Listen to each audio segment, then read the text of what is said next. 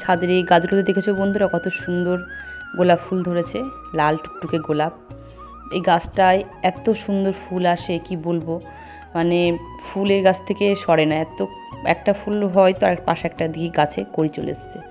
এ দেখো সাদা গোলাপ ধরেছে, দুধে আলতা।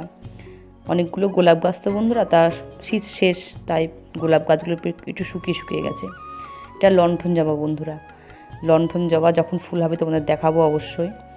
তা রান্না করেই গেছিলাম ছাদে। আজকে কী রান্না করেছি দেখো, উচ্ছে ভাজা, মাছ ভাজা করেছি একটা মেয়ের জন্য, আর গরম ভাত তো হয়েই যায় আমার তাড়াতাড়ি, খুব তাড়াতাড়ি গরম ভাতটা রান্না করে রাখতে হয় যেহেতু মেয়ে সকালেই ভাত খায়।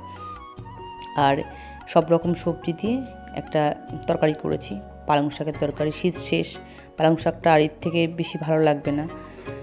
আর এই মুসুর ডাল করছি, আর ডিম সিদ্ধ বসিয়েছি গ্যাসে ডিম সিদ্ধ বসিয়েছি কারণ বাড়িতে আছি, রবিবার আজকে ডিম সিদ্ধটা দেবো মনে করছি মেয়েকে। ডিম সিদ্ধ খেতে চায় না এমনিও।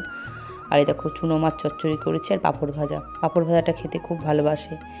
তা আমি আমার অজান্তেই দেখছি আমাদের শিউলি ফুল গাছে দুটো বাসা করেছে টুনটুনি পাখি। এত সুন্দর বাসাগুলো করেছে দেখো, পাতা দিয়ে খড়কুটো দিয়ে ওরা কী সুন্দর নিরাপদ বাসা করেছে যাতে ঝড় বৃষ্টিতে ভিজে না যায়।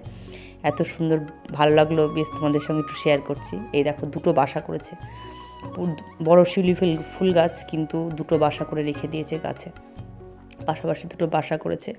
আমি যখন ভিডিও করি তখন পাখিটা আমাকে দেখেই উড়ে চলে গেল।